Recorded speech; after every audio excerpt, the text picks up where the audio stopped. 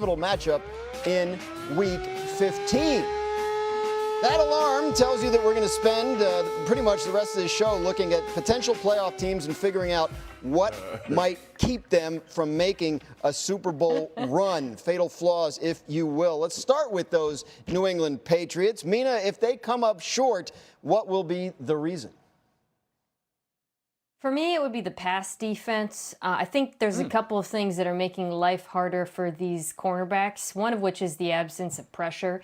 Patriots' standard four-man rush is 27th league-wide, in pass rush win. Opposing quarterbacks have a very long time to throw. These cornerbacks are just being asked to cover for too long. You see that time and time again, and especially against really good receivers like Drake London, you remember, not so long ago. And then the other thing is this.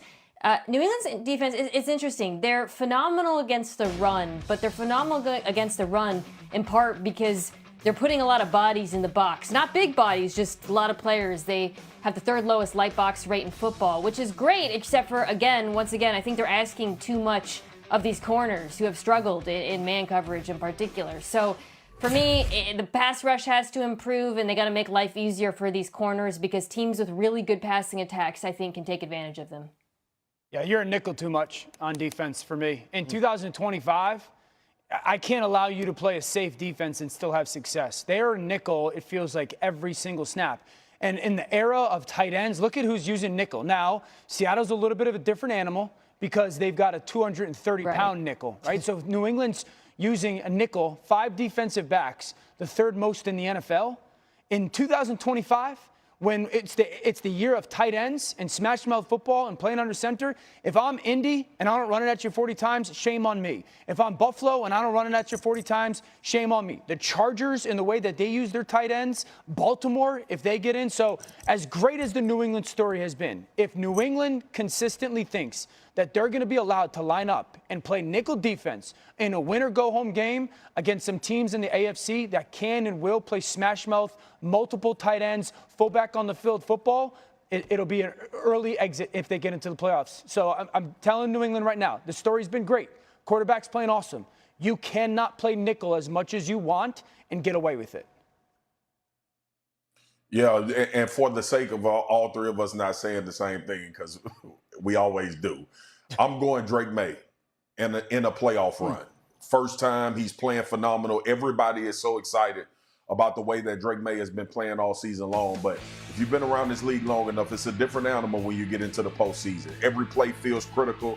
Every situation feels critical. And I've applauded Mike Vrabel and Josh McDaniels and Drake Maye for being ready situationally. I think they're one of the better teams in the league from an offensive standpoint.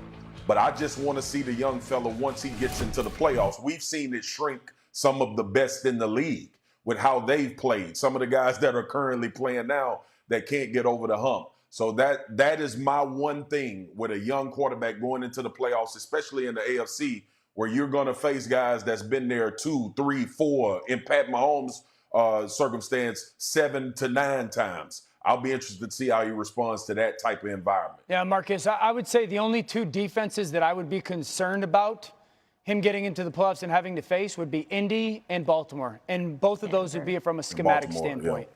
So we'll see. I mean, you talk about teams that have... Denver, yeah, that's a fair one. Yep, Denver as well. You're right, 100%. Those 3.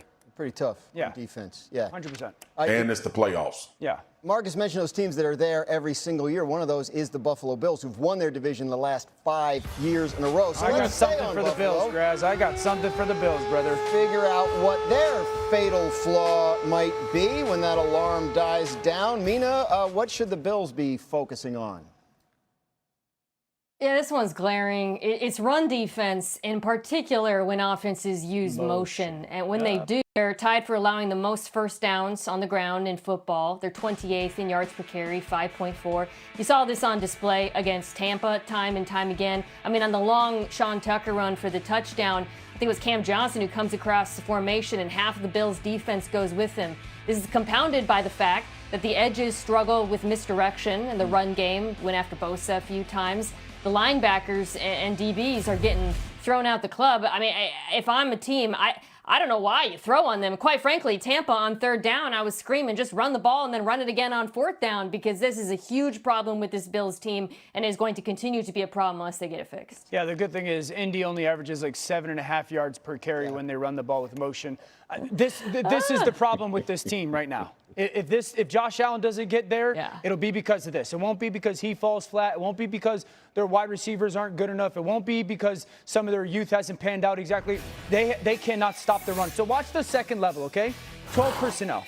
There goes the motion. Watch the linebacker level. So one group of linebackers, as they're shifting over with this motion, is too close together. And then what that means is that other group of linebackers is too far apart. And so now before the ball gets snapped, I have a seam. And so all I have to do, get a starting point at the line of scrimmage. Now those backers have to flow over the top. Milano's hanging back so much. That's a gashing hole on 1st down. To the point of Mino with the Tucker long run, it's the same formation essentially. Here goes that same motion. What's the problem? Once again, linebackers way too close to each other, and now they run into each other because we're not communicating, we're not on the same page. No one even touches the tailback on a 44-yard touchdown run. America, those are 2 clips. I could find 6 or 7 a game. And so if you're Buffalo, as good and as well coached as you are, look at where they rank right now when it comes to their run defense and handling teams who do it with run or with motion. You're talking Indy does it. You're talking Baltimore does it. You're talking Jacksonville does it. New England's going to do it versus you. If you don't fix this, you're going home. Yeah, the reason it's so difficult with motion, especially when you get that speed motion is what we call it on defense, is that you have to boss. And in the middle of your boss is when the ball is being snapped. Dan, you highlighted it very well with the movement of going towards the motion that's happening and the play coming to you opposite. The other thing that it does for the edges is it puts so much pressure on the backside to feel underneath. Remember, if you see a guy flash across your face, we're taught defensively that is run away from you. And I need to try to close down the line of scrimmage in case there's a cutback. And Tampa took full advantage of it, like you mentioned, Dan. The other part of this too, man, is it really boils down to setting a new line of scrimmage. Yeah. That is how you deal with motion. And Buffalo plays so east and west defensively, even on that defensive line. They need to start getting north and south. I think that needs to be a point of emphasis for Sean McDermott and his defense, because regardless of motion, if you create a new line of scrimmage, you obscure the back ability to see cutback. And that is what they look like they're so concerned with, is why you see those gaping holes, D.O., when the back gets into the line of scrimmage. They have to get penetration. And remember this, y'all, Ed Oliver is not on this team because he's hurt, and he would make a huge difference in this because that is his specialty. Well, that's my question, Mina. Like, we've identified the problem, but it's a different thing to fix it. Like, is this the kind of thing that can be solved in time for the postseason? Yeah, Ed Oliver's return would be massive because you do see at the line of scrimmage they are getting bullied.